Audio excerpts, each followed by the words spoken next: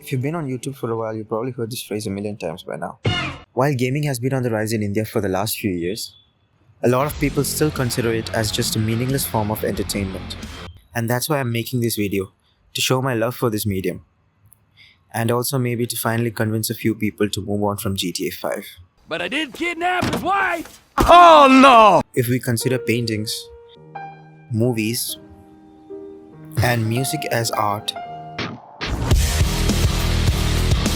why shouldn't games, which combine music, visuals, storytelling, and most importantly interaction, be held up to the same regard? A 3-hour movie, art. പക്ഷെ 2 മണിക്കൂർ game കളിച്ച addiction.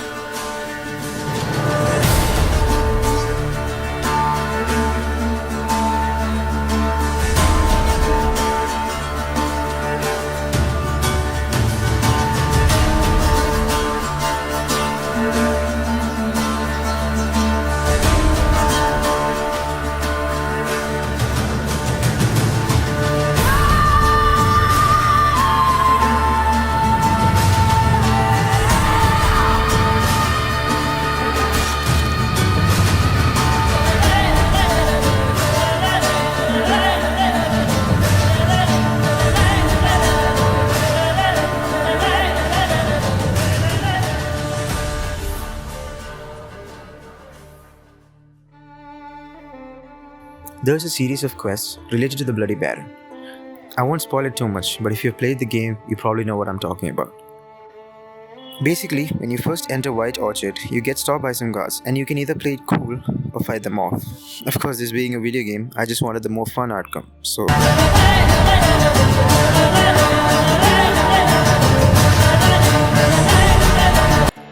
A few quests later, I found out that the friends of the people I killed were blocking the entrance to the Bloody Baron.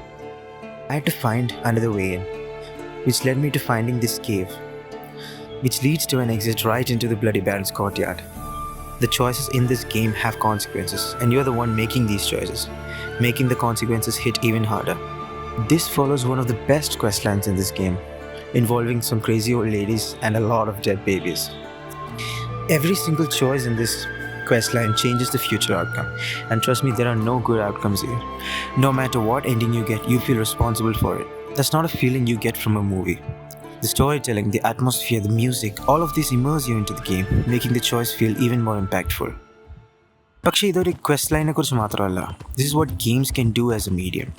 Games can tell stories in ways other mediums struggle to, whether it be Jason's slow descent into madness in Far Cry 3, quiet collapse of the Wild West in RDR 2, or the time capsule that GTA 4 creates of a post-9/11 New York. Fucking terrorists! What? Terrorists! There's been a big scare! So let's talk about what makes a game a game.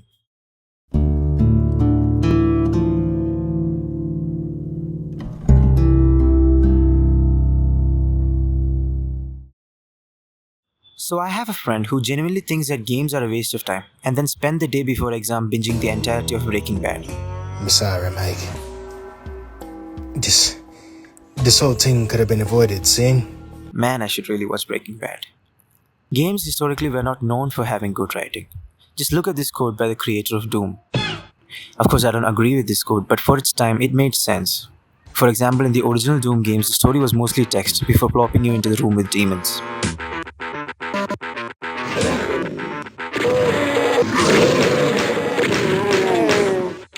And to be fair, I didn't really pay attention to any of the story in Doom 2016 or Eternal either, so he might still have a point.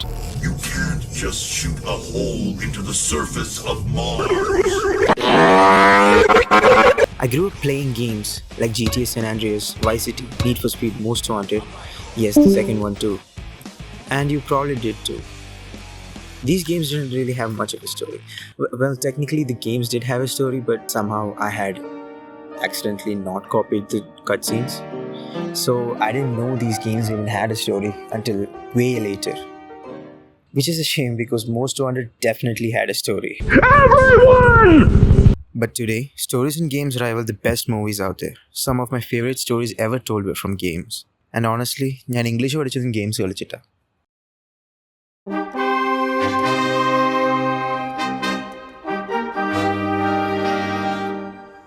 I have played this game an unhealthy amount of times.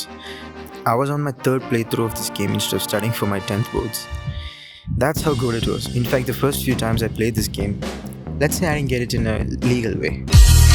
But then I actually bought it on Steam and then played it 3 more times.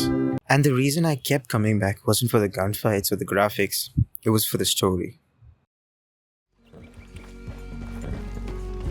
There's a good man within you, Arthur, but he is wrestling with a giant.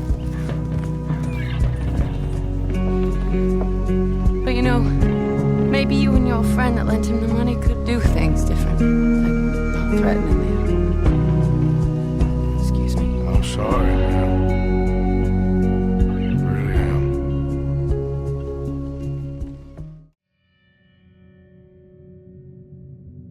The story focuses on the Vandalin gang and their struggles of belonging to a world that no longer exists.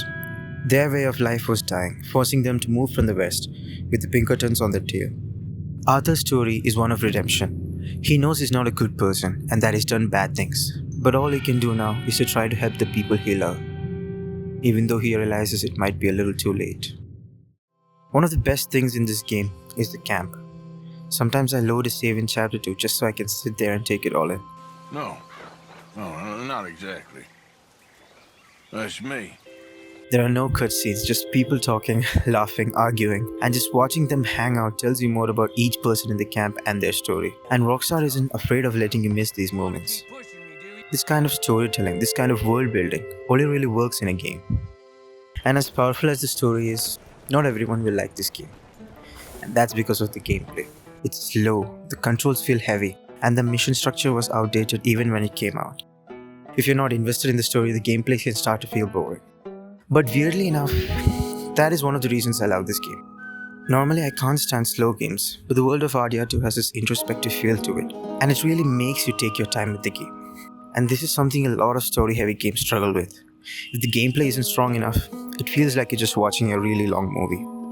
Games shouldn't just be about the story, but the story and the gameplay should work together to create something more.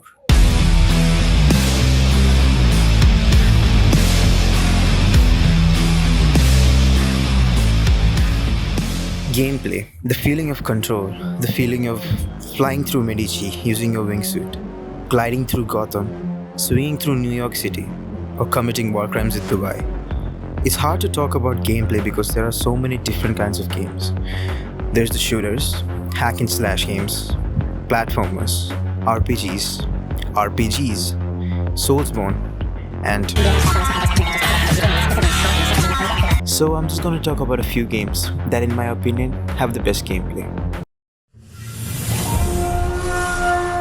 My first Souls experience, and man, this game was hard. I used to focus mainly on open world games before I played this game, but then I beat this man, Genichiro. This is the boss fight that made the gameplay click for me.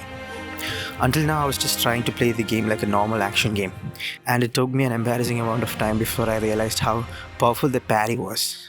Okay, I didn't really figure it out myself.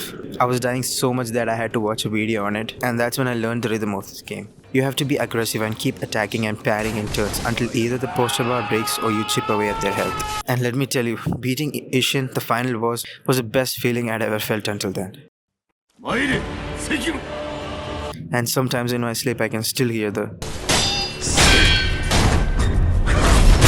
The gameplay here is so good that every new action game seems to be taking inspiration from Sekiro. Then there's games that have excellent traverse, like Spider-Man and Just Cause 3, which just feels so good that sometimes you just want to do nothing but fly around the game. The wingsuit plus parachute combo is objectively the best traversal option in any game. It's so good that Spider-Man 2 added its own wingsuit.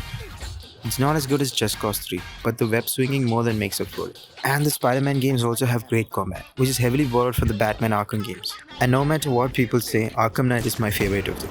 Just because how good it feels to control Batman while he zips past half the screen to paralyze a guy for jaywalking.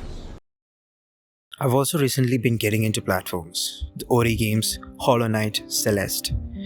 I didn't like platformers much before, and even though I loved Hollow Knight for the atmosphere, lore, and boss fight, I didn't click much with the moment. Then I played Celeste. I love this game. I died thousands of times, and that's not even an exaggeration. It doesn't punish you for failing, but just asks you to keep trying. And not to be dramatic, but this game gave me a little bit of hope at a time when everything felt empty.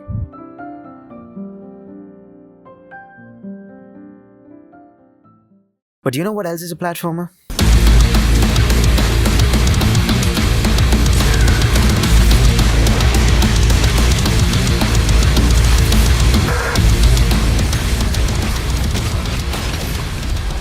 Unlike most shooters, Doom Eternal turns movement into combat.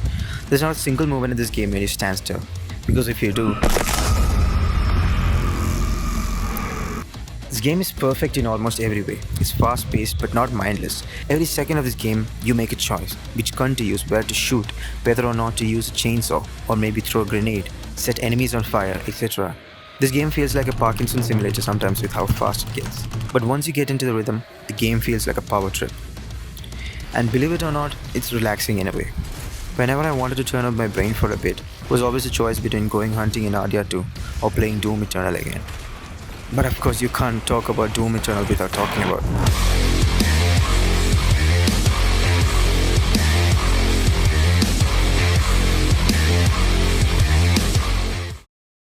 music sets the tone of the scene. You feel happy when you hear this. This tells you to feel sad. Now you're in a horror movie. Okay, this means it's time for me to get the hook up. Music can sound different for different games. For example, here's the Madagascar game. And here's Bloodborne.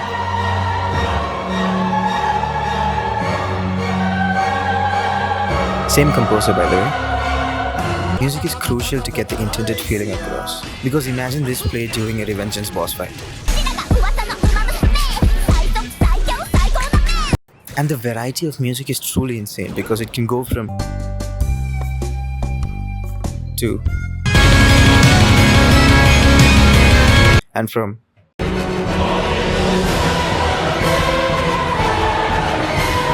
to. One of the only reasons I watch the Game Awards is for the orchestra at the end, and it gives me goosebumps every single time. This is what makes music special. They add to the story, gameplay, and visuals, and sometimes the music itself can transcend the game, making it feel like an album with the game as a bonus. I don't know anything about making games or music, but I could easily talk about it for hours. But this video is already long as it is. And I didn't even get to talk about the graphics.